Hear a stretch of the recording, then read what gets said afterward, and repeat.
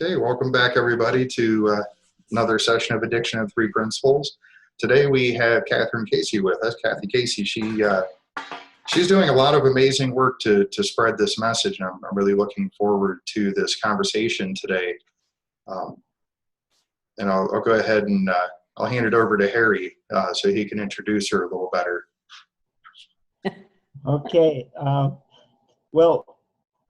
Cathy and I don't know each other that well, and I've seen her around, and a couple of things have struck me about her and why I asked her to come on the show. The first is, in my mind, Cathy, like myself, just loves teaching. It's something I've noticed. There's a natural enthusiasm that comes from within her, and she shines when she's teaching. She just loves it. And so she loves sharing. And that cheery, bubbly personality that she brings is something that models something that I believe in. You should be happy with the three principles. And so that has really impressed me. The other thing that impressed me is ask questions about the three principles as well as addiction to the three principles, because Cathy is really, like, in my mind, one of the best at understanding the systematic way this whole thing works. And so I've noticed how clear she is in her own mind with regards to the three principles, clearer than almost anybody. You know, everybody has their strengths and so on. And so those two things I noticed. But the reason I invited her was I was surprised she's talking on addiction in London. Me too. Me too. Oh, yeah, makes two of us. Yeah, there we go. Yeah. I did not choose. They assigned me to. Right. Well, I had no idea she even knew about addiction. So I said, "Oh, this could be a good match." And Cathy is a head speaker. She's doing 3 different sessions, 2 breakouts, and one main stage on the 3 principles. I myself am only doing 1 little breakout, which I'm really proud to present. But Cathy is not only a popular presenter, she's one of the more favorite presenters out there. And I know she's worked in amazingly varied environments and has found herself able to relate to people anywhere she goes. So with that little introduction, Cathy, why don't you just warm us up a little bit? And Sure. Oh, someone says Cathy rocks. I'll ditto that one. I didn't know. That's a preemptive ditto. Okay. Flattery will get you everywhere.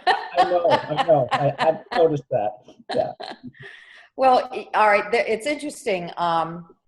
There are probably a few things you don't know about me. So the first one is actually the principles were brought into Santa Clara County here in California under the auspices of Department of Alcohol and Drug Services. So that's how the principles were brought into.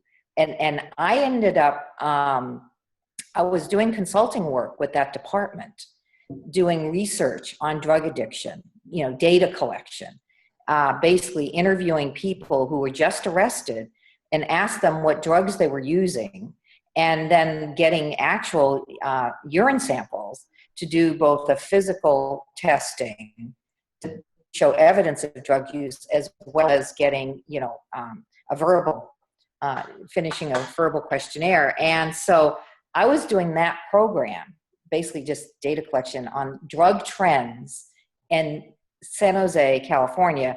And this program is called Drug Use Forecasting. They were doing it in all of the big cities throughout the country so that they could track what the drug trends were, so that they could find out what was needed in terms of treatment and stuff like that, and law enforcement and all of the rest. So I was actually up to my eyeballs in that world. And so while I was in graduate school and doing that as a part-time job and a few other things, I was invited to go to a 4-day training. And it was under the Department of Alcohol and Drug Services. Bob Garner, who was the director, he had been exposed to the principles through Roger Mills. and decided he wanted to bring it into not only his department, which was huge. So he was in charge of all the treatment programs. He was in charge of the budget. I mean, and Santa Clara County is a huge county, large population. So he thought, well, he wasn't very happy with what was out there in terms of what was provided to help people with addiction. So he decided to bring Roger in. And he really didn't know one way. He said, well, let me just try this out. You know, he just sort of threw up his hands and said, well, you know, what can we lose here? So I ended up being invited to a 4-day seminar only because while I was in graduate school, I was looking for a paid internship. And the person who invited me was in the position to hire me to be in a paid internship with health benefits. So I didn't even know what it was called. All I knew is Department of Alcohol and Drug Services on the title outside the room. And I walk in and there were like 85 people in this room because Bob Garner, he decided, well, I'm just going to throw this out there. So he had 2 trainers. This is before Roger. He had Joe Bailey and Mark Howard. And both of them experts in addiction, by the way. And so they were the 2 people who were up on the stage. And I was sitting there in this room thinking about how I could slip out because I had so much going on. I didn't have 4 days to do anything. So I saw the woman who invited me, and she was so glad that I was there. And I thought, well, it was such a big room and so many people, I could easily slip out. And that's what my intent was. So I saw Department of Alcohol and Drug Services. I'm sitting in this huge room, and I'm looking at my watch, thinking, well, what would be a good time? Looking at the door, looking where she is. This is how I showed up to hear the 3 principles. So it's funny how being in that world is where I started in terms of my learning. Now, the other part that most people don't know about is back in 1983, I was working in Silicon Valley in outside sales, and I was a purchasing agent and, you know, working with, you know, all kinds of people. It was the PC wave, you know, before the .com, the PC wave, when Silicon Valley was like Hollywood, everybody and the money was flowing. And so I was right in the middle of that. And cocaine was very popular. Everybody was using cocaine, including me. And I got highly addicted. And I checked into treatment. So I actually did a treatment program to address my addiction to cocaine. This is back in 1983. So I went into, I actually checked myself in because I was highly addicted. I was smoking cocaine. I was freebasing cocaine, which was, talk about addictive. It was horrible. So anyway, to make a long story short, when I went into treatment, the first thing they do is they put you in a 12-step program. And, you know, they handed me the big blue book and I went, oh no, here we go. They're going to do this whole religious thing on me. I was freaked out and I almost left. I almost walked out because I, you know, voluntarily checked in, and this burnt out hippie, crispy, he looked like he had been out on the street for like years. He comes up to me and he whispers in my ear, "You're in the right place." And I looked at this guy and I thought, well, maybe he's right. So I stayed.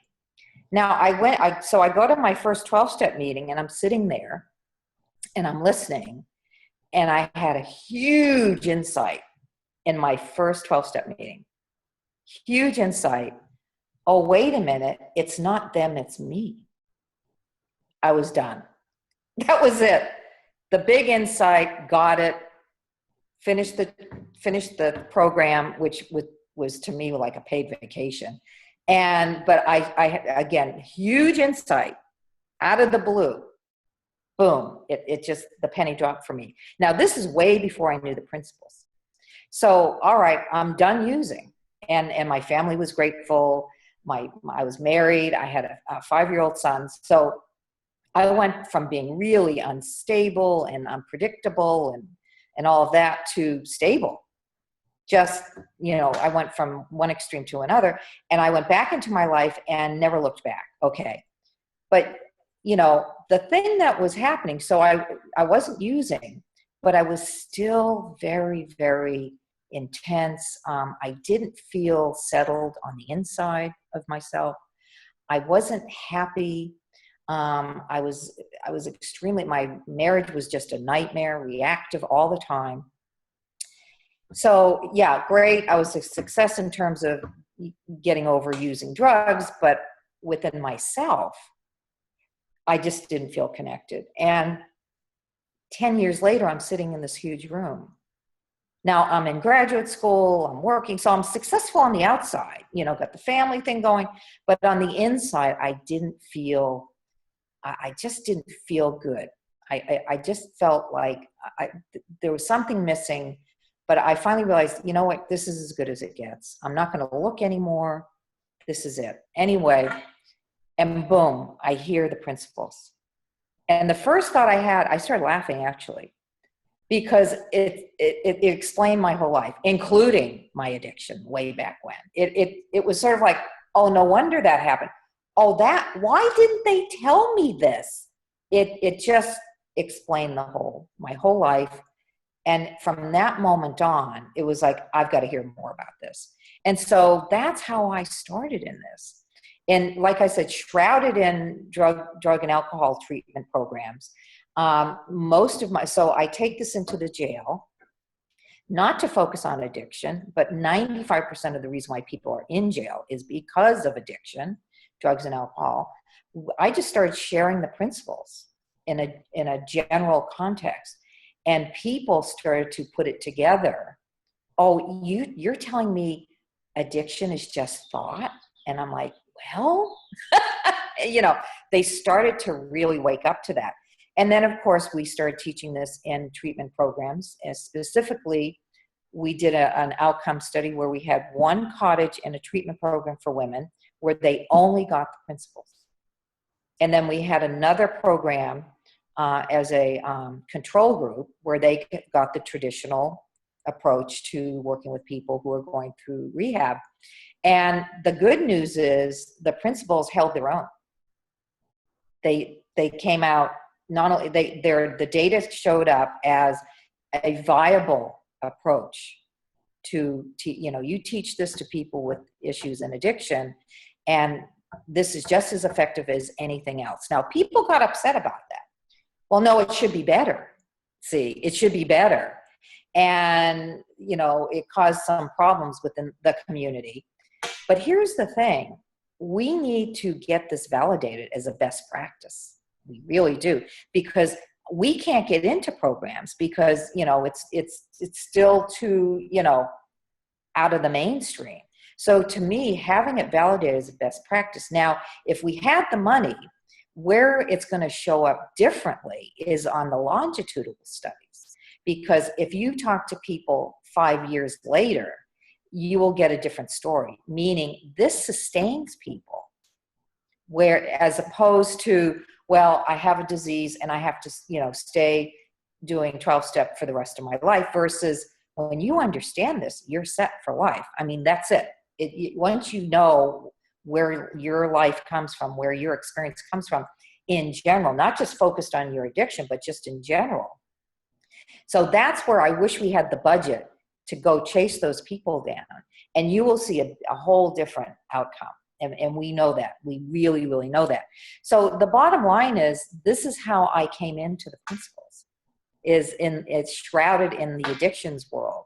And the Department of Alcohol and Drug Services, Bob Garner set up a department in this. So we had, for close to 15 years, it was the 3 Principal Services Division in Santa Clara County, with a budget, with coded positions, and we were all trainers. There were about 10 of us, and we trained thousands of people in all kinds of environments, both from juvenile justice system, the jails, homeless shelters, drug treatment programs, county employees from the top on down, correctional employees, police, the whole, you name it, it just took on a life of its own. So here in Santa Clara County, it was huge. And Bob Garner was the reason for that. He put the money on it. So to make a long story short, that's kind of how I came to the principles. So it's kind of funny, they have me talking about addiction, which I usually don't talk about. I usually, for whatever reason, they have me talking about, teaching inmates, or they have me talking about stress or whatever. So when I saw the title, I kind of chuckled to myself. And I thought, well, this will be interesting. But what we're seeing, though, because the Jewish community is really, the principles are huge in the Jewish community now, the Orthodox Jewish community, it has just taken hold. People have no idea how big this is. And it's because of the Orthodox community over in London, over in Europe, as well as here in the States, that this has really taken off. And the big issue in the Jewish community, Orthodox, is there's a high level of addiction, not so much drugs and alcohol, but pornography. Very bad, very, very bad. So now I'm getting a lot of questions about that. So it's to me, it's the same general thing. It's an addiction to something outside of yourself. So that's kind of where I'm at right now. And again, having, I'm so far away from that experience from years ago, both from being in treatment myself to then delivering this in all these environments around the topic of addiction. So, and then I get an email from you all wanting to speak about addiction or in the context of addiction. So I thought, well, this is interesting. I'm in full circle here. So that's what I'd like to just share. And I'm open to any questions about any of that or your own personal questions. So I'm ready to go. That was perfect. What you're talking about with your experience with AA really pretty much lines up with my experience. I was in there for about 3 years when I came across the principles, and I kind of spent that 3 years sitting in these meetings going, what now? Yeah. I put the things down, but I'm not happy. I don't, I don't really want to keep going to meetings every day. Yeah. So this really made a huge difference in my life, not even just in recovery, but just overall. Yeah. And we actually have a question from... Well, could I just add, could I add one more thing to what you just said? Because I want to make it clear. There are two things. I am so grateful for 12-step. I cannot be more happy that 12-step exists. Okay. Right. And no, seriously, I'm totally, I wish we had, you could go to any city in the world and you can find a meeting. Well, how about we go to any city in the world and you can find a place where people are talking about principles. That's where this needs to go, where somebody can just walk in off the street. 100%. Harry, they don't have to pay for it. They don't have to, they walk in off the street and people are just hanging out, talking about the principles. Again, that's why I'm trying to, mentor teachers, and that's my goal, is to get more teachers in this, because we're not ready. We are not ready. If this thing takes off, we do not have enough teachers. But this should be available just like a 12-step meeting. And that's the brilliance of 12-step, is the way it's set up and it's self-sustaining. That's what needs to happen with these principles. So, and not only that, it was really cute. I used to get people coming to my class in the evening. I did a once-a-week class. It was standing room only because the word went through 12-step like wildfire. And they kept saying things like, if you want to stay clean, go to Cathy's class. That's all. So they started showing up in droves, the biker gangs and the Norteño guys. The people in my building started to freak out because all these people descended upon my class. And it doesn't take much. See, Bob Garner provided, he put a budget on, that was free to anybody. Anybody could walk off the street and come to, we had 3 classes during the week in the evening, free, just like a 12-step meeting, free of charge. So that's where this should be going. Let me say something. This Zoom room, that's my dream. And the 3P community has to get ready for it. They have I agree. to understand how to deliver this program. I agree. so that they're pretty on their faces and get all these accolades in the 3P community. I mean, actually provide a service to the people. And that's my dream. That's why we're doing this, is so that I agree. That's why, and you know, we were, you know, nobody really knew what we were doing here in Santa Clara County. I mean, I'm in a homeless shelter, or people with quadruple diagnosis, and we were, and that's where my learning and my depth of understanding, it was because of the work I was doing. They were the people that I was teaching to were teaching it back to me in such a profound, deeper way that I would walk out of there like, damn, how did that happen? I mean, you know, like miracles upon miracles. So yeah, you know, people are doing different things, and you know, we just got to get it out there. So anyway, I'll get off my soapbox.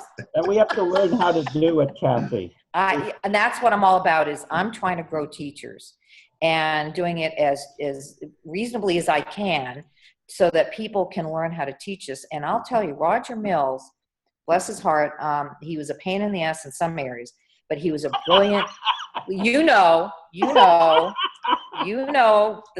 but here's the thing. I'll tell his daughter that from you, Kat. Okay. But here's the thing. He was my most brilliant mentor. And the way I teach today has a lot to do with Roger Mills and Miss Beverly Hayes. We know Beverly. Yeah. Those were my two mentors. And I am so grateful. And of course, Sid was my ultimate mentor, but I'm so grateful. And so that's what I'm all about now, is growing teachers and supporting them. And you don't have to do it right. Just get out there. You know, just get out there. And, you know, I was in over my head all the time, but that's how you learn. Anyway. All right. I'm sorry. Come back. All right, Greg.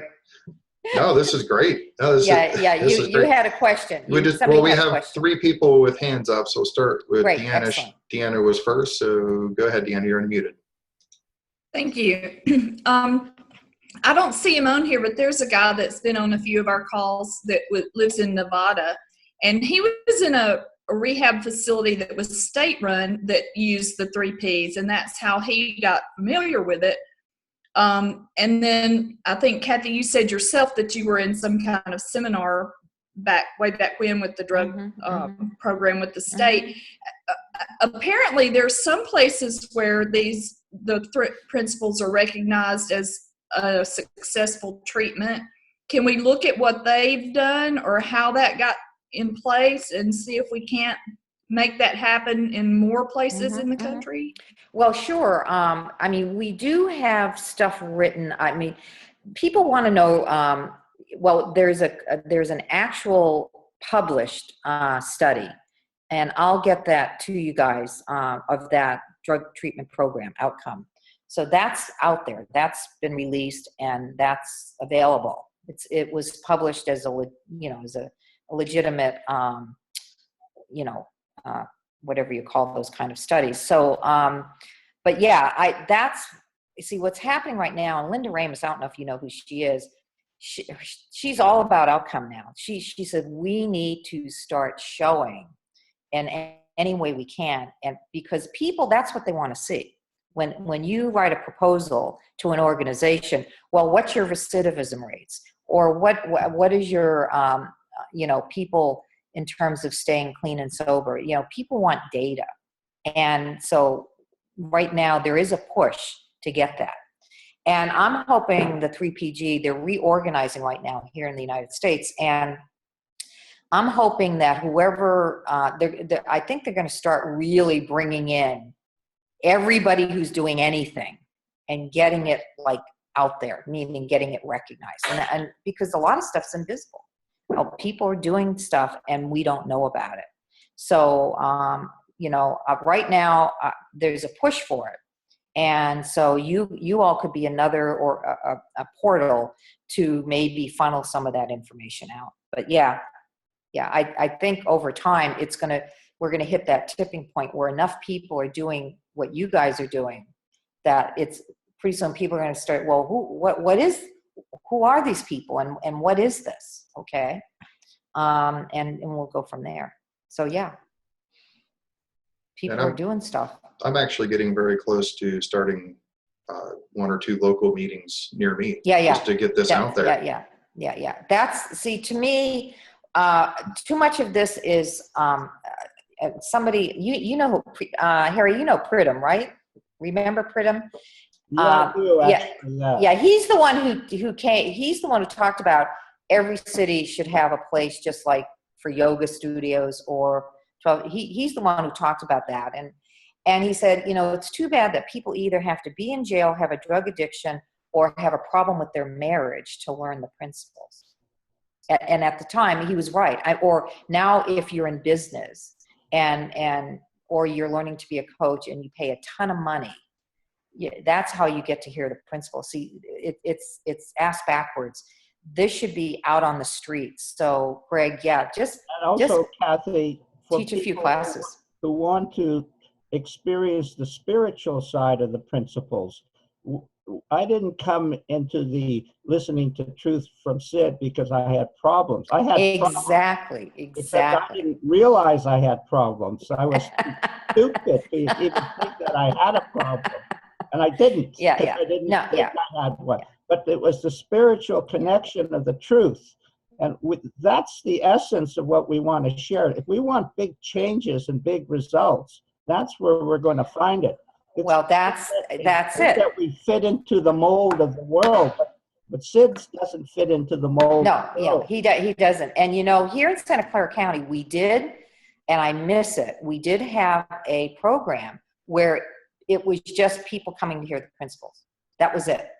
And I really miss that because now you're coming in the context of something, you know, whether it's addiction or leadership or, you know, there's so many ways people are coming to this, but you know, you start where you start, but I agree. It needs to shift back to people. And that's why that idea, just having a place for people to hang out and talk about the spiritual nature of you as a human being and how you experience your spiritual nature and all of that.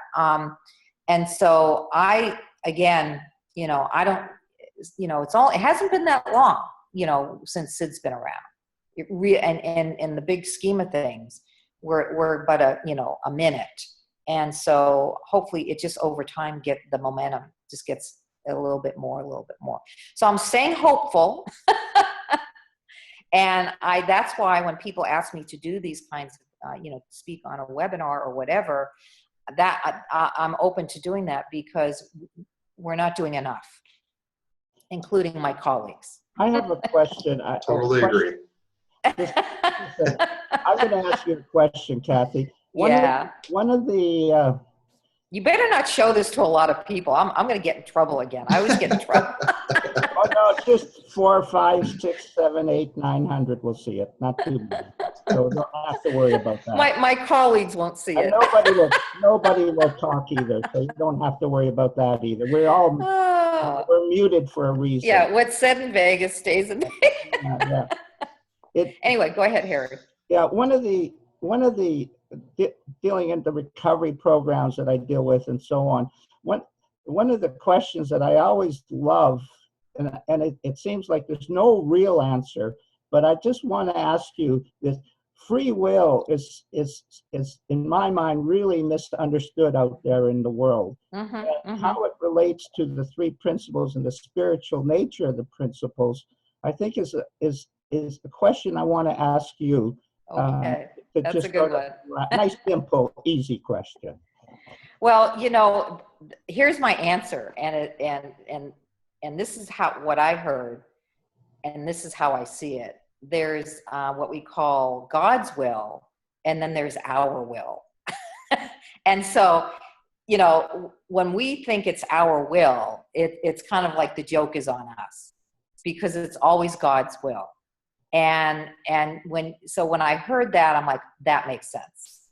Meaning, you know, as human beings, this is the duality of life. We have this illusion that we can make things happen, that we can, you know, have control over our lives and all that great stuff. And we can choose to be a good person, or we can choose not to be, whatever you want to call that. We have freedom of thought. And Sid talked about freedom of thought. All the He time. talked about that. But ultimately, there is no freedom. See, ultimately, and it's a paradox in a way, because when we say it's God's will, it means life, we're just in life, and we're in operating, manifesting, we are these principles, whatever you want to say that. And there's no predictor, no rhyme or reason. It just is. That's it. And that was a relief for me, and I saw myself, as well as many people, spend a ton of time in their head trying to figure out their lives, a ton of time trying to keep it all together. That's why addiction is such a big deal right now. The amount of effort and weight that we live in, it makes sense that people are going to want to feel better. And that's why they use, or that's why they're workaholics, or that's whatever you want to call that. We literally don't know how to just be. So the more I realize, and Sid would say this to me many times, he would say, as soon as you think it's not. So as soon as I think, oh, this is it, it's not. And, just seeing the innocence in myself and all human beings, that we really are trying to make sense of the world through thought. We are, but we're just trying to get back home. Now, if you know you're home already, if you know that, then you don't have to worry about doing anything. See, so to me, this has to come through an insight. You have to have an insight about, anything around this. So when I first heard freedom of thought, I thought, yeah, we can think anything. Do you know how many people in the world don't know that they're even in thought, let alone they can think anything? See, that to me is a knowing, or a level of consciousness. And when you wake up to that, you're where you are there already. There's no place to get, and who you really are. That to me is powerful.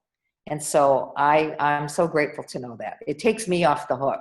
Now, I do every now and then think, okay, I'll go there. But it doesn't take me long to wake up to, well, that was interesting. So that's my answer to that question. And, when I used to teach in the jail, and I would talk to the inmates, and addiction would come up, I said, that's just your wisdom trying to help you be okay. And I told them, don't quote me on this, because they'll kick me out of here. But that's all that's going on. And then some of them are sitting there in red shirts. So, as a part of being addicted to whatever they're addicted to, they ended up harming other people, killing other people. And I said, guess what? You are psychologically innocent. Now, I don't agree with what you did, but because you were in this idea that you had to do something to protect yourself or be okay.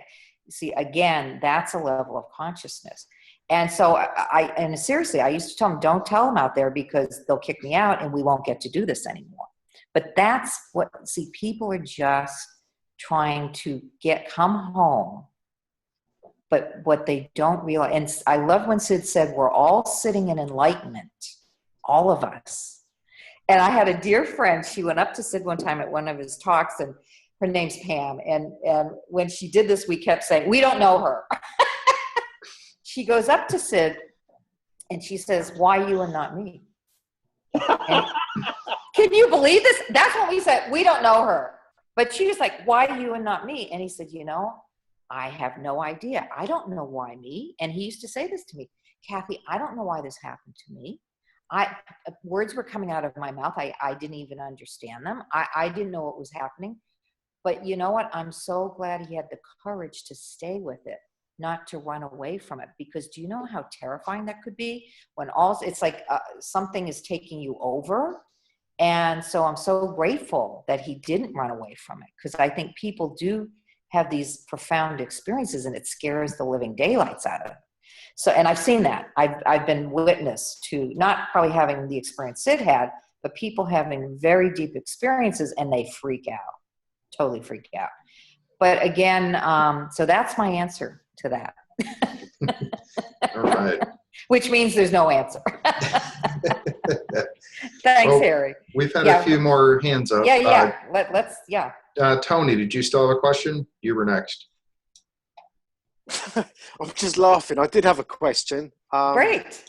But what you've just, the question Harry just asked you has totally spun me out. Okay.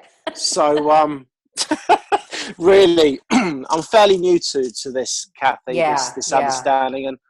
And funnily enough, I saw a talk you did. The first introduction I had to the principles was the Insight program, you know, the Pransky's. Yes. And I saw an interview you did on there, which was my favourite interview on that series. But the thing is, it's weird. It's like that question, that answer you just gave, Harry, if I'm honest, has really spun me out, because I kind of feel at the moment like, well, what's the point in asking a question? Because I'm only going to end up, you know what I mean? Because it's like, I'm only going to end up doing what I'm going to be doing anyway, because. Yeah. No, don't worry. You know what? The fact that you are spun out, that is a good thing. See, Sid used to do this to us a lot. He would throw something out there, and I'm like, oh my, I would sit there and go, okay, get ready for liftoff here. I have not but I would get hit. So just stay with the fact that, whoa, what was that? And don't worry about it. Don't go into your head about it. Just, you're going to hear things that are, some of the things were beyond my comprehension, right? I'm like, what does that mean? But I didn't worry about it. I didn't worry about it. Just to tell you a cute story, I was working with boys in juvenile hall, boys who were locked up. And if I could, I'd have them for about an hour. And if I could get them for I'd get them for about 10 minutes. They'd settle in and they'd get present. So I decided one day to show a Sydney Banks video to these kids, from 8th grade to 10th, 12th grade. And I said, okay, you guys, here, all I require is if you don't want to watch the video, just behave yourself. If you want to lay your head down on the desk and take a nap, feel free. So I just put the video on of Sid speaking. So I let it go for about 20 minutes. And then I thought, well, that's enough. That's as much as, because I was watching them and they were hanging in. About 20, 25 minutes into it, I could see they were getting antsy. So I ended the film. And so I said to the group, I said, so what did you guys think? And I had not a clue what was going to happen. And a few of them went, wow, Cathy, he was deep. And the other guys, yeah, man, he was really deep. Now, guess what? They didn't have a clue of what he said, but they knew it was deep. That's all that was required. And that blew me away when they responded that way. It blew me away. I'm like, whoa, they got hit. Now, they don't know what they got hit with, but they recognized it. That it was deep. I think for me, I've always been someone that's wanted to know all of the answers to all of the questions before I will go and do a presentation or do something. And my background is I've been in and out of AA in the UK for 20 years. And the only time I've really enjoyed Alcoholics Anonymous is when I've had a relapse, if I'm honest. There's that. It's like, oh, it's so nice to see you, and it's so nice to see that. And then after 3 or 4 months, it's like, I don't like you, and I don't want to hear about your washing machine that's broken down again, and your cat's still ill, and I'm like, oh my God, what am I doing here? And I'm back on Google again, and I'm like, AA's a cult, and what am I doing?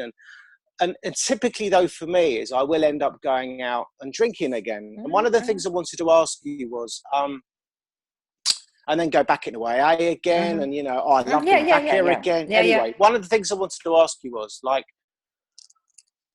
one of the things that I'm one of these people at the moment that's got the principles, I believe, at an intellectual level, but not had, I've had some insights, but not enough, I think, to really make a fundamental shift around addiction at the moment. And the thing I want to ask is, like, you get some people like me that that can react to a lot of outside in thinking around other people and anger and an argument with my partner at home, you know, will be 90% of the times that will be the one that will go, do you know what? Excuse my language, but my classic is fuck it, I'm going for a drink. And one of the things that AA, I suppose, does offer is the fact that it is always there and there are all these available meetings and it is somewhere to go rather than going to the pub if you can catch your thinking before you go to the pub. And that isn't there for the principals. So how can, you know, how can, you know, what is it that you or other people that are delivering to people to save them from those dysfunctional relationships at home? Because I know not all people that are addicted are involved in dysfunctional relationships, but a lot of people are. So Tony, what is your question? Yeah, that's a good. What, yeah, the question. No. So what is your question around that? You know. I suppose the question is like, what is like what is the best way to really see? Okay. The you know, I understand separate realities, but I still find myself becoming so defensive and angry. Okay. When, you know, Okay. You know what, Tony? Here's what I'm picking up from you. And I think this is common for all of us, regardless of whether we have an addiction or, you know, not have an addiction. This is just universal for all human beings. We make so much meaning about our experience. And we usually make meaning against ourselves. So the big thing around addiction is, this is something that I need to get over. I need to be done with. I need to not be in this. And so what happens is we're walking around, and it could be for anything. I need to be a better person. I need to be nicer to my partner. I need to be more patient with people. So we're walking around. If you could visually see, think of the tallest building in the entire world. That's how much thought we're walking around in. Yeah. And so after a while, that doesn't feel good. See, you know, consciousness gives us the experience of any thought we're in. So if we're in a ton of thought about addiction, and I have this addiction, and I need not to go to the pub, and I need to go to meetings, or I go into toleration. So you start good. You're you know, after you come in after a relapse, your mind is clear. You're at ease. You're like, okay, and you're back. You're 100% present. And over time, the thinking builds up again. Yeah, that's true. And then you assign it to the boring stories. You assign it to the home front. But actually, all that's going on is the thought is just creeping all back up again. And of course you feel it. It doesn't feel good. So of course you're going to say, fuck it. That's what we do. That's like a mini bottoming out. I'm done. Okay. I'm just done with the whole thing. See, it's like, think of a pitcher of water and it's hovering. You know how water can hover around the brim? It just sort of stays there. Yeah. And, you know, and it, you know, it just stays, and all of a sudden one little extra drop goes in and it all spills over. Yeah. And that's what happens to you. So you're walking around, you're the full pitcher of water. It's just hanging on there. And then the one little extra thought goes in and it all spills out. That's exactly it. That's what happens. That's all that. Now, are you hearing what I'm saying? That's all that happened. Yeah. And there's no right or wrong about that. There's no, I shouldn't do that. What's wrong? You know, I need to get over that. I just want you to see the nature of thought, how the more thought is in there, and how do you know you're in a ton of thought? How do you know you're in a ton of thought? For me,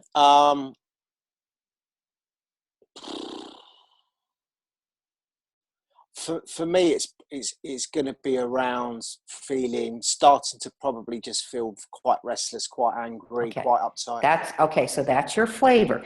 Any feeling, see, when you start to get, and sometimes, everybody has their own flavor of, see, it's all thought. It's all thought, it's all the same.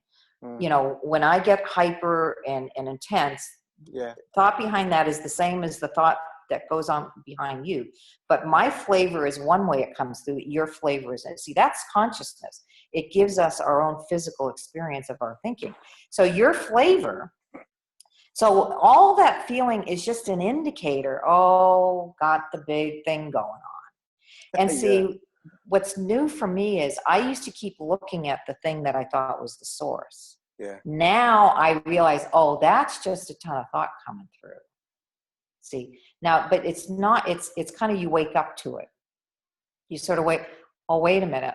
If I'm in this feeling, heads up, I know what that is. And that's it. That's it. You don't do anything with it. You don't make meaning about it. You don't try to get out of it. You just, and thought and feeling are one and the same, two different forms. That's all it is. One and the same, two different forms. Thought is formless. It's nothing. It's smoke. And when it comes through me as a human being, well, you know how smoke just dissipates, when it just sort of disappears. Well, the same thing happens in human beings. Thought comes through and it just disappears. And the tail end of thought is the feeling is kind of like the tail end of a thought coming through. That's all it is. See, if you know that the feeling you're in, aggravation, impatience, frustration, that's, whoa, man, there must be a tsunami wave coming in. Okay, and it's always old. It's all old tsunami wave thought coming through. And my feeling state is my friend now. It's like, I'm so grateful for the bad feelings because it's just telling me, Cathy, you're just in a ton of thought right now. Well, and Cathy, that saves me. Cathy, just lastly on that thing, and thank you so much because that's so helpful. What if you are, though, in a relationship with someone that all right, is... Tony, stay with me. See, when you're listening to me and you're looking at your relationship. Yeah. See what happens? It's very easy to do that. See, you need to stop looking at your relationship. Stop it. I'm giving you advice now. Okay. Which every now and then we do things like this. We tell you, stop that. Okay. When you see yourself going towards looking at your relationship, you bounced right into it. Yeah. That's where you get in trouble. Yeah. See, then it gets big. Yeah. So I want you to just stay with you. So every time you don't feel right or things are off, instead of looking over here, just come back. That's what I do now. At first I may look for a while, I'm like, my sister, she, blah, blah, blah. And then I'm like, okay, I know what that is. Okay. Come home to yourself. Okay. Not in a bad way. Just appreciate, there I go again. Yeah. And you know what, Tony? You're not alone. Everybody on this call, everybody on the planet, we all have that same experience. We tend to look out and go, and then, we're off to the races. But see, now we know something. Now we know, wait a minute. No, wait a minute. It's again, the paradox. The more you think it's out here, the more you want to realize it's in here inside you. Yeah. And you know what? Be patient with yourself. Have compassion. How often do you really have compassion for yourself? No, I don't. You don't. No, you don't. And that's where it has to start. Okay. You need to appreciate you're doing the best you can. You're listening to you're hearing people. Whatever you're doing, you're just trying to help yourself. And you need to just appreciate this spiritual energy that really is going to take care of you. You can kind of cruise for a while and let that part of you take care of you. I was so relieved when I heard that. I honestly think that may well have been the best advice anyone's ever given me. Thank you. And you know what? Hang in there. And again, when you start looking out there, you know, that feeling, because I know it doesn't, just even 6 months ago, I got a surge. And it threw me for a loop. I thought, wow, there's some of those still in there. And I went, thank God I know what it is. Because I would have verbally lashed out. It was with my son, and I love my son. And I'm so grateful that I knew, even though it looked like he was the reason why I would have the feeling, I'm so grateful that I knew it had nothing to do with him. And I could kind of compose myself enough to maintain, and then realize, and then I may talk to him, but at least I didn't do it in the moment of reaction. Yeah. So just hang in there. But you really want to take care of Tony and have compassion. Okay. Thank you, Cathy. Oh, my pleasure.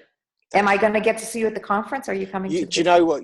I am. I've never been to one of those before, but I will, and I'm going to come and give you a big hug. Thank you very please much. do come up. Let's big hug and just hang out. So when you listen, put addiction way back on the back burner and just be there for Tony, the human being.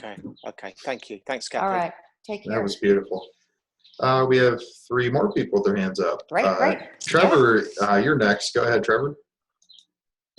Oh yeah, hi Cathy. Hi, Trevor. We've met several times. You look familiar. Yeah, you definitely look familiar. I got different hair today, but yeah. Yeah, well, I had a loads of stuff that I was going to ask you, but I've gone quite quiet from what you were saying to Tony, which is really nice. I really like that thing you said about there's a bounce point, almost like a tipping point, and it's just being aware of that. Oh, there it is, you know, and it's just this sort of surge of thought that's coming through. In my own experience, my addiction has been gambling. I was a gambler for 26 years. I don't gamble anymore. And, that's about a year now that I've done that. My question, if I have a question, is what if subtly something starts to replace that behavior? So, for example, gambling's, you know, very destructive. It's very, it's horrible. Glad checking my mobile phone 10 times a day, not going to kill anybody, but you know, I'm sharing this stuff with my clients now, and I call it distraction. I'm not so hooked into it myself because I catch it. I'm like, oh yeah, okay, I'm distracting myself. You know, what's going on? But yeah, what I wanted you to talk about was this sort of subtle replacement of behaviors with something else. And then as a sub part of that, like, so in my you know, so I'm not gambling, which is great. I have really appreciate life, learning a lot about the spiritual energy and having a ball.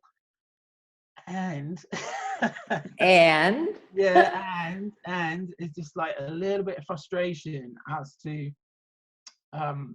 still struggling with relationships, still struggling with building my business, still struggling with you know, being brave enough to go into a community of addicts and say, hey, I'm cured, let me help you. You probably don't want to say that. And then someone offering me a joint and going, cheers, buddy. Yeah. Okay, so there's a little bit of trust, I suppose. It's just like, so I would say in the massive areas of my life, I've seen a lot, and I've seen a depth to this understanding and myself. And I really like what you said about coming home to myself. That's where I always look, and that's where I always point my clients towards. And then in the day job, if you like, of getting on with life, well, you know, my business is not growing as fast as I want, and relationships always a bit touchy. So, you know, I don't know, is there a question in there? Well, here, welcome to the human race. That's all I know, because I coach people. You're going to hear something in that I have no clue about. So what have you? Yeah, well, welcome. See, this is, I think people get, what's the word? They misunderstand. I was at a conference in LA. Were you there, Harry? You were there, right? Harry, you were there. Is he still here? Yeah. Anyway, yeah. this woman came up to me, and she had, I think she was in one of my breakout sessions or something. Anyway, she came up, she goes, "I want to be you." I went, whoa. Bad choice. Bad choice. Yeah. I laughed when she said that, but she said it was so sweet. I could sense what she was trying. She wanted to be where I was or something. But anyway, I looked at her. I said, "Oh, honey, if you spent a month with me, you would definitely not say that anymore." See, people have this idea that there are those of us who teach the principles, or people who've been around the principles for a long time, that we have this perfect, stress-free, effortless life. And here's the thing, Trevor. Here's the difference with the people, me and my colleagues and people I know who've been around this. The difference for me today is I still have shit going on. You know what I mean?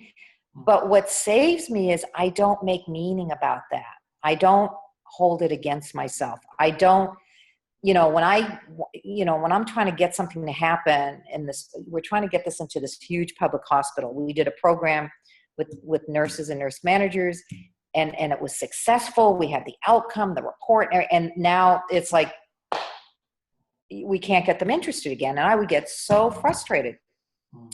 And my colleague and I, Linda Ramus, we would take turns, okay, whose turn is it to want to, punch your hand through a wall or whatever. Because there are times when, I do hit the wall. There are times when I get really, really annoyed with my family members. There are times when I'm standing in line in the grocery store and somebody's the checkout clerk is chatting too much and taking too much time because I want to get, so I'm in and out of thought all the time. But you know what? I don't care. I don't really care that I'm in and out of thought. I don't care that I can, beat the horn at somebody because they didn't move fast enough when the light turned green. See, I will have those experiences. Trust me, I still have those experiences. But what's different is I probably don't have as many, So before it used to be all the time. Now it's every so often. But even when I do have them, I don't really do this thing about, oh, this is not good. I teach the principles and I should be a better person. See, this is not about trying to have a better job or better business or have better behavior. See, the principles aren't about that. The principles are just understanding where that stuff comes from. So did you notice with Tony, he had a lot of thinking about how he is in his life, about his relationship, about, I do great and then I don't do great. See, we're a lot of angst about who we are and how we're doing and where we should be. That's what's causing the problem. See, if we could just be just be where you need to be. And when you're not doing well, that's, oh well. See, the less you put on top of your experience, the quicker it's going to clear out. So, do you see what I'm saying? Yeah. Trevor, if you see it spiritually, you'll actually enjoy what you're weak at. Yeah. I love that I have all of that stuff you're talking about. Because that's where my big learning is. I'm interested in big learning because I'm such a pain in the ass. So I actually am learning more. Exactly. The other, I'm just grooving. Well, I groove real well, but the value of big learning about who Trevor is cannot be just seen in the positive side of life.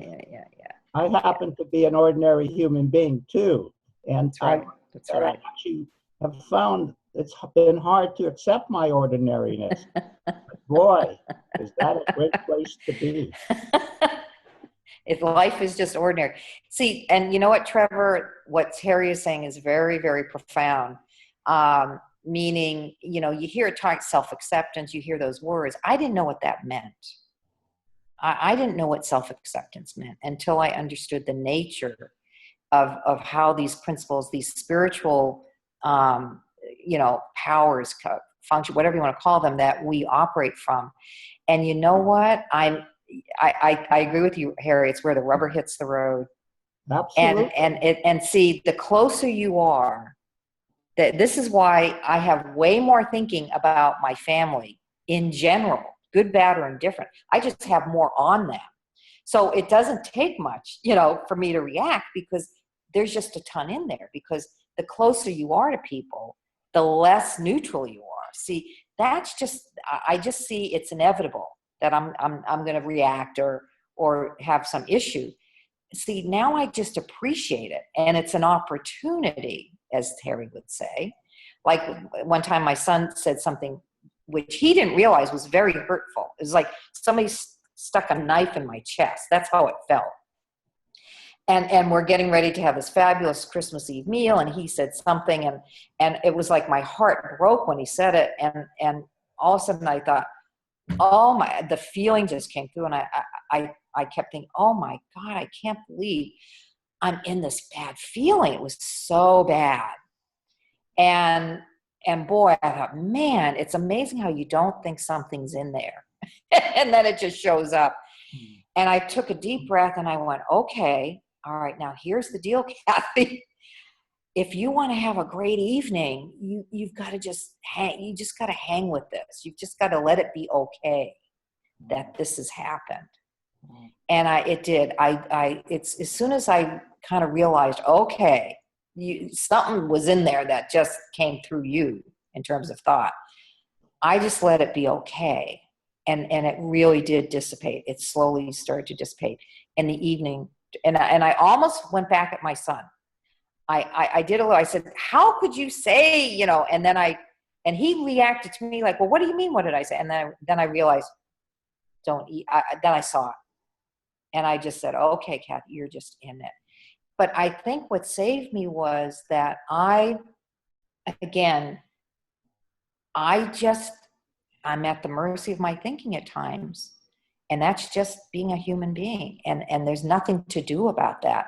There's no right or wrong about that. But boy, that was the next day, it gave me a new appreciation, as to what Harry said, of how much we aren't, over stuff, or how much thought can just come through so quickly and just throw us for a loop. And so it just gave me a deeper appreciation of the nature of thought and how it comes through me. And I was so grateful to know what little I did know to salvage myself out of that. But the beginning is appreciating you're just an ordinary, regular human being. And the more we just let that be, as we come across situations, so what? You get into a different behavior. Okay, well, I don't gamble anymore, but, I probably eat too much. Oh, well, I'm waiting to see something about that. I may not see it in this lifetime, but I'd like to see that I probably, like food more than I should. But right now I can't see it. So, oh, well, I just like to eat, and that's where it is right now. Well, I just had an insight about it, actually, what it's about is that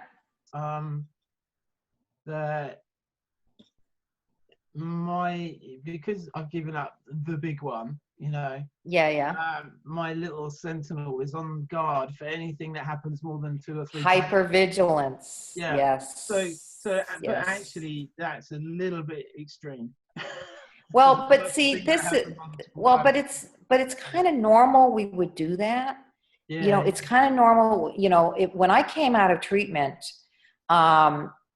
it's funny, towards the end, they put us through relapse prevention. So I was doing great. And then all of a sudden they start talking about, well, these are all the things that could trigger you back into your addiction. So as we're going through the little class around relapse prevention, and we had to write the list down, and, if you had any thoughts about it, and all of a sudden I realized I started to get nervous. I started to get a little hypervigilant. And then, thank goodness, my wisdom took over and said, you know what? I'm going to ignore that. I intuitively knew not to worry about the list. And thank goodness my wisdom showed up for that, because I saw how I could easily get hypervigilant about that stuff, which then would get me back into all the thinking, and then make me feel more anxious. And then I'm going to be more apt to go out and use again. So do you see how much pressure we put on ourselves? Yeah, and I can see how that winds up quite quickly as well. Like, I've got to the stage where it winds up, but I don't do the behavior anymore. The next evolution, if you like, is just that.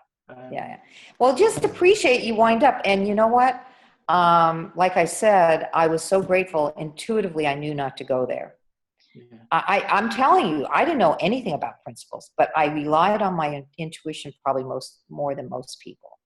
And against, people saying, well, I didn't get a sponsor, I went to meetings, but I didn't get a sponsor.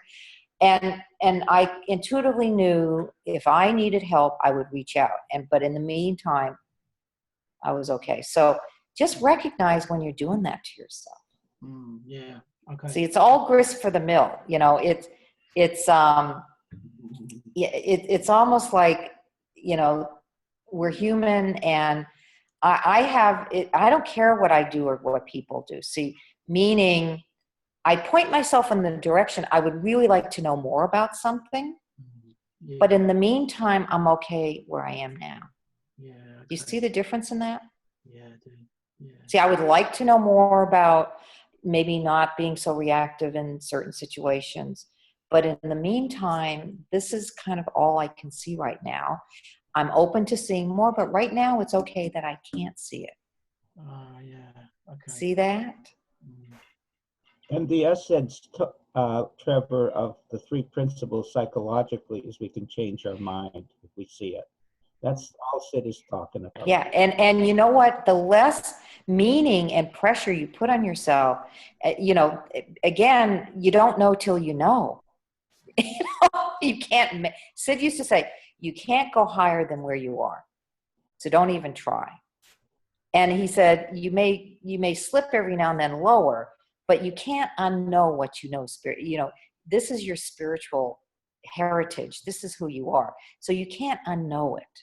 But don't try to go higher, because that's what we end up doing. We try to go higher. That's what hypervigilance is. Well, I should be able to be on top of this. No, because you don't have that level of consciousness yet, or you haven't had the insight yet, or whatever you want to call that. So I just hang out waiting, thinking, well, I'm open to the insight, but I know I can't get there. I can't make myself get there. And you have to have the humility. See, that's ego when we want to, make things happen or control ourselves.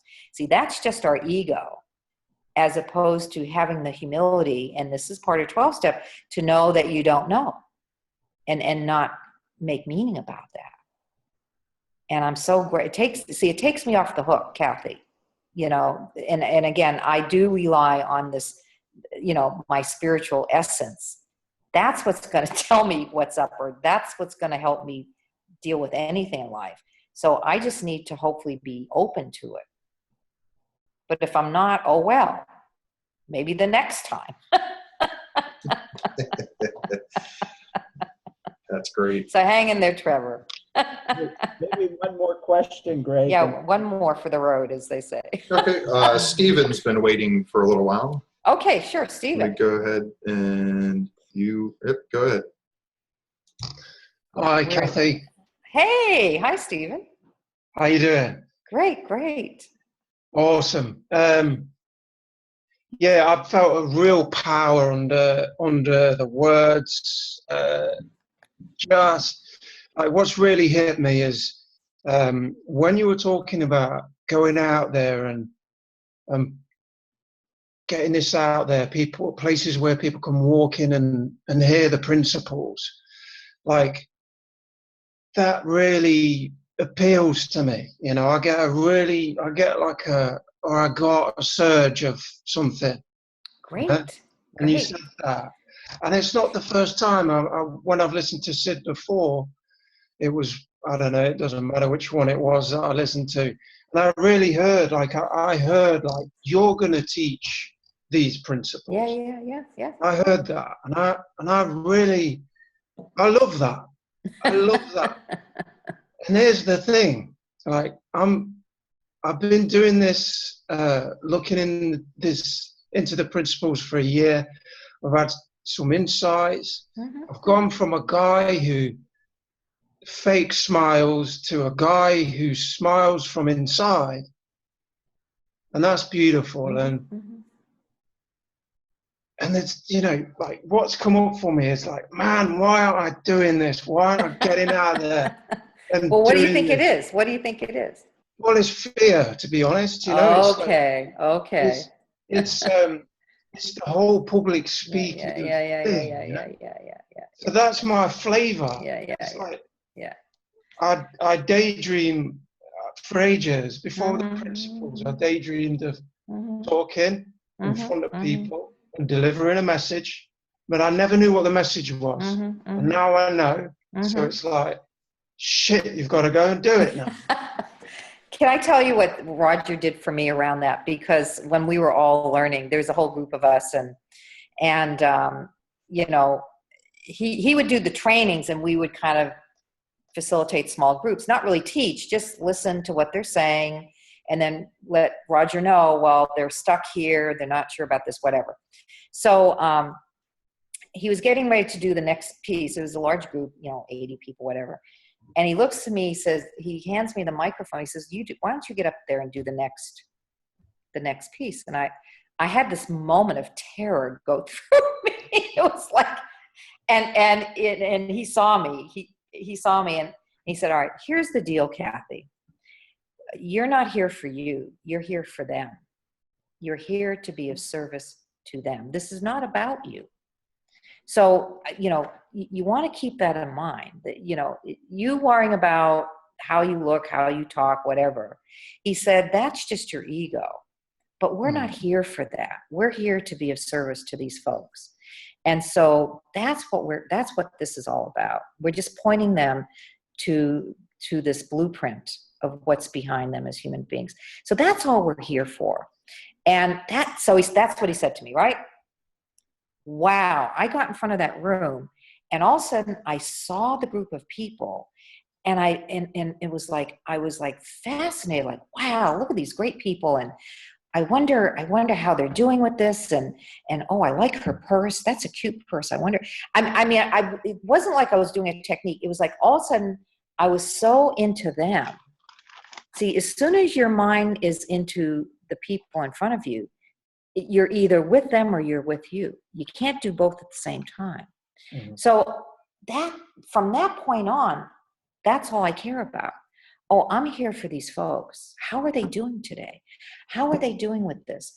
I think there's a lot of thinking in the room, or whatever. You know, I'm just sort of seeing. That's what you see. This is not about you. This is about them out there.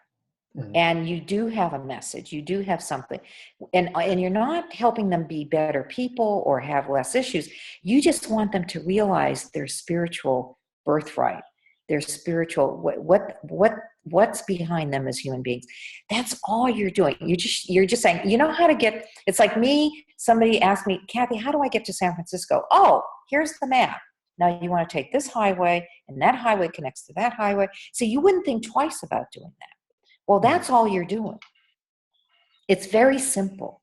So yeah, if you start to get a little nervous just thinking about it, that's just your ego. That's just your how am I doing thinking, or I'm gonna die if people look at me funny. You see, it's so funny what we have underneath all of that. So I was in front of this group of people, and all of a sudden I was teaching. I couldn't tell you what I said. But I was so into them, it didn't matter. And at the beginning, I did have, Roger was kind of in the wings. So if we ran out of, see, my biggest fear was I'd run out of things to say. Like, what if I run out of something to say? He'd say, don't worry, I'm right behind you. So he was like my training wheels. So, you know, have somebody with you, you know, those are your training wheels. And after a while, I was up and running. And just, you know, just do something small. You don't have to do a big, huge thing. Just do something. hang out with people, talking like we are right now. Yeah.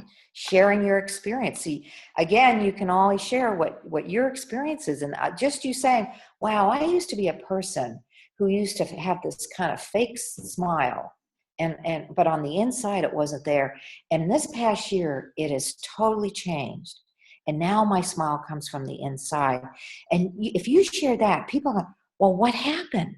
How did that happen? Well, this is what I started to realize. And now you're telling them what happened.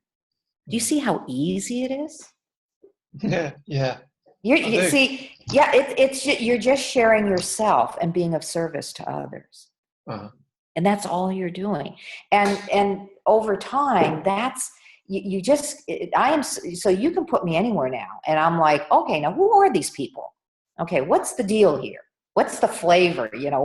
And sometimes I have people who want to be students and they want to know more about the principles. And then other times I'm in front of a group of people and it's a wall of thought and they don't want to know anything, but they're there for whatever reason. Oh, okay, we got a wall of thought in here. Oh, well, that's interesting. And that's all I'm seeing. So go for it.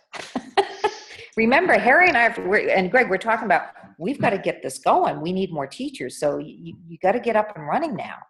You've got to get over yourself because we're going to need lots and lots of teachers. So now nothing but the present to get going. Yeah, I mean. So where do you live? Where do you live? I live in Nottingham in the UK. There you go. Then start there. Nottingham could use the principles. Go for it. Absolutely. So thank you for sharing. Thank you. Thank you very much. That's really helped. I'm just going to go and do it. Just do it. And, if you get stuck, talk to Harry, talk to your group, bring it to the group and brainstorm with each other. That's how I learned. I'd bring it to the group with Mark Howard and go, well, Mark, I got stuck here. And he says, okay, well, let's look at it. And we all would talk about it. So that's what you want to do. I think, do you know what? I think straight away, I'm just going to literally set up a meetup group and just do it. And then think about it later. Yeah. And guess what? My learning I got deeper in the principles in doing the work. Yeah. And there were times when people would add that. One time I was working with a group of people diagnosed with schizophrenia, like really bizarro. And that's a whole separate story, very separate story. But one woman asked this very deep question. She, in the midst of her delusion, she came in for a landing and said, Cathy, and she asked me this very amazing question. And I looked at her and I said, I don't know the answer. So my colleague and I, we called up Sid. We said, Sid, this woman who's diagnosed with schizophrenia asked this question. He said, oh yeah, that's above your pay grade. and we said, we know, Sid, that's why we're calling you. And he said, yeah. And I said, well, Sid, how could she ask a question that deep? And he said, well, that's thought. It's moment to moment thought. So you can be in one moment of total, enlightenment, deep, and the next minute and be total delusion. He said, it's moment to moment. And I went, whoa, that blew me out of the water. So again, my students or the groups that I'm telling you, I got to see more about this in doing the work. So that's another little incentive. To go do it. Yeah, man, so thank you, Stephen. Go for it. Thank you. Yeah, thank you, All Stephen. righty. I know we're running a little long today, but we have just one more question from Bob. Do you mind? Not at all. I'm just, it's on a nice Sunday, not anything on my calendar. So. All right, Bob, you're unmuted. Okay. Hi, Cathy. Good to see you. Hi, Bob. I was going to make a couple comments and had a couple of questions. You were talking about needing more teachers and so forth.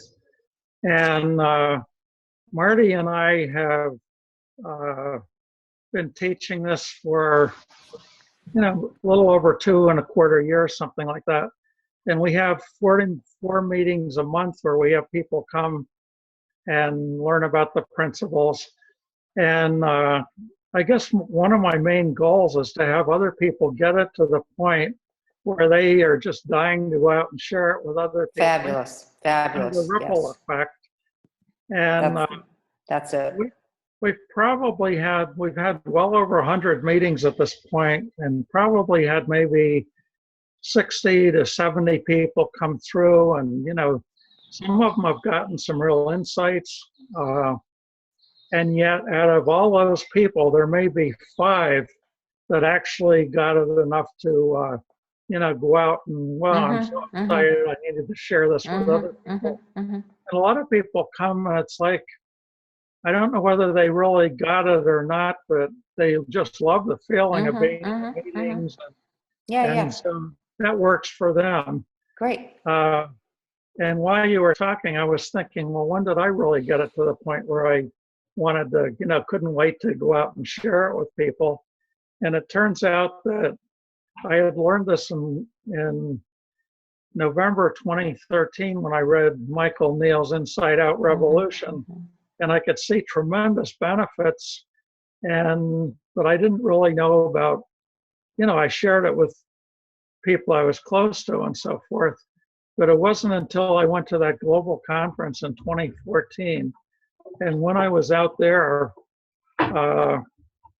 I listened to the lectures on Friday, and that night I couldn't even sleep. I had so many insights and things, and I just thought, well, yeah, this has got to get out in the world. And so I just, was dying to come back and share it wherever I could. And so we started having these meetings, and it's really worked. But I really thought there would be more than like 5. Now, there may be more than I know of, but I know of about 5 people, and Greg's the main star in the whole thing there. But I'm not sure how you get people to get beyond, well, okay, this is really good. I have a good feeling. My life's improved. And, have, in other words, creating more teachers. Yeah. Well, that's very common. What you're describing, that seems to be what happens. We would do, in fact, here in Santa Clara County, after Bob Garner, he did that large group. Okay, 85 people, whatever.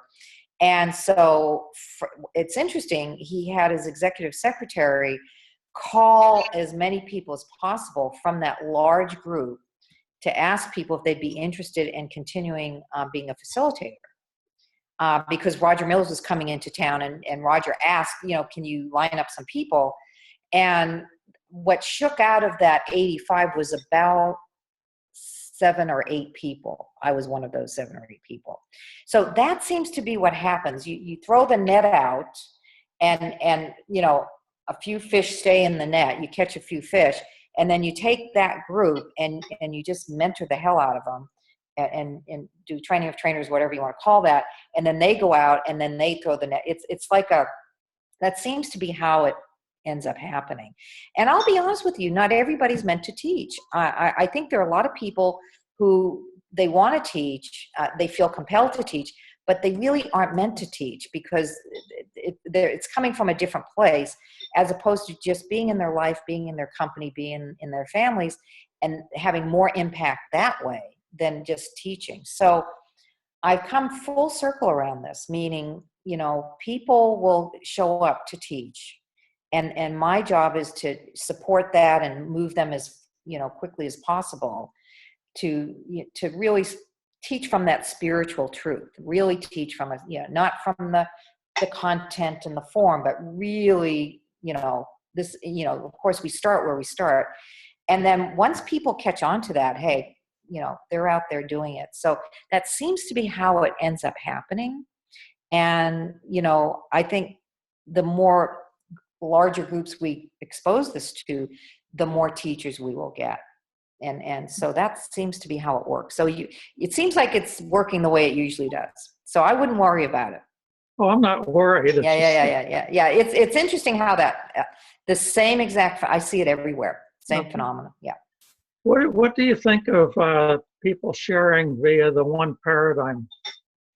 Well, here's the thing about that. And when I teach people, I don't want them to be attached to how I talk about this. So I don't know if you notice, I use many different words to describe different things. I don't stick to any. See, I'm wanting people to find their own words around this. And as soon as you put a label, so, you know, I could come up with a great idea around, you know, calling this a certain thing. You know, well, this is, you know, and that's Cathy's idea. Well, that's not principles. See, principles are formless. And as soon as you put a package on it or a description on it, even calling them the principles is, you know, because the principles are not it. It's just a way of describing the formless, which is kind of bizarre because, you know, to use form to describe the formless, already you're in trouble. You see, you're in trouble. And what did Sydney Banks say all the time? Don't listen to my words. And that's what he meant. Don't latch on to me or what I'm saying. This is inside you. Go inside. Realize this for yourself. As soon as we get a word paradigm, or any word, it could be any word, then people get attached to that. And all of a sudden you're hearing that everywhere. And I can tell you, when I mentor people, and you know, they've gone through other trainings, and they'll be talking to me. I go, "Oh, I know who you've been mentored by." And they go, "Well, what do you mean?" I go, "Don't tell me. I can guess." And I guess right. And they go, "Well, how do you know?" I said, "Well, because you're sounding like them." See, and they, well, but what they're saying, it's a great way of saying it. I said, "No, I want you to find your way of saying this." And so he had this whole thing planned for, he was going to do this special program. I said, "I want to see you rip it up right now. Rip it up. And when we get together next, I want you to come up with something from you." And it freaked him out. He got totally freaked out. But I said, "No, I really want you, if you're paying me to mentor you. So this is about you teaching in real time, teaching from what you know, using your metaphors, using your creativity. And so you teach you." And this is what Sid always said to me, "Cathy, you keep teaching you." And that's what I do for others. So when I hear words like that, I get a little concerned because I want people to come up with their own descriptions. So that's my answer on that. That's great. Thank you so much. I really appreciate it. My pleasure. My pleasure. And keep going. Keep doing it. Can't help it. You have to. That's me. I can't help myself.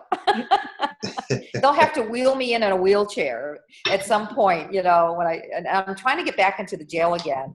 We're hoping to teach Sedeno gang women. They're the Sedeno gang.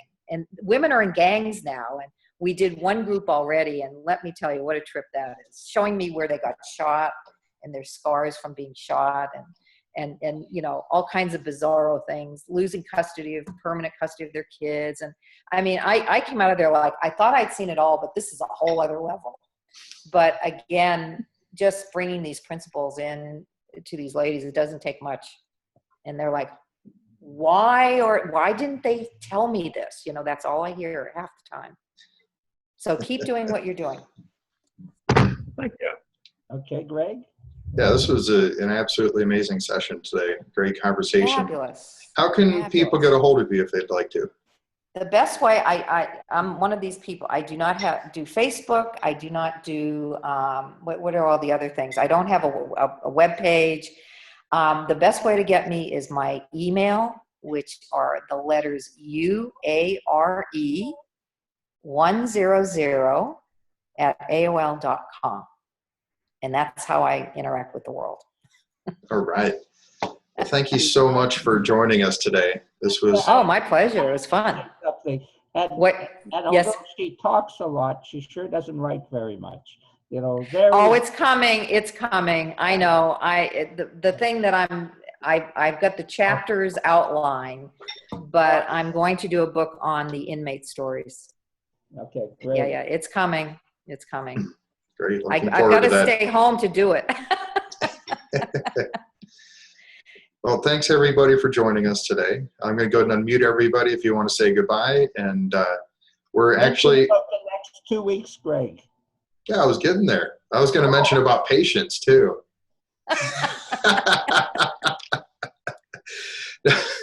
Backseat, you've got a backseat driver here.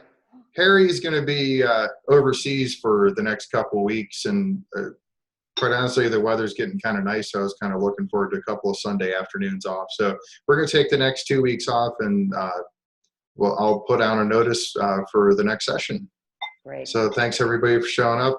You are all unmuted if anybody wants to say goodbye or thank you or anything. So.